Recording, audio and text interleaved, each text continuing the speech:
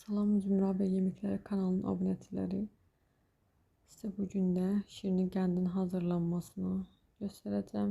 Cəmi 1 kilo pesoqla, yəni 5 stəkan pesoq, 2 stəkan suyla vanilya, kakao əlavə edə bilərsiniz. İstəyə uyğun reh də qata bilərsiniz. Moloko da bişmiş südlə edə bilərsiniz. Yəni zövqə uyğun və qarışdırırıq.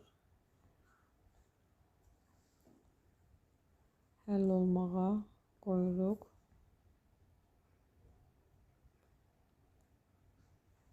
Cəmi 10 dəqiqəyə hazır olur qəndimiz.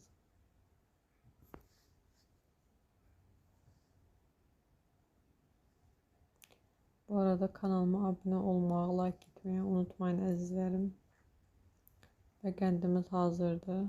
Tavaya yerləşdiririk.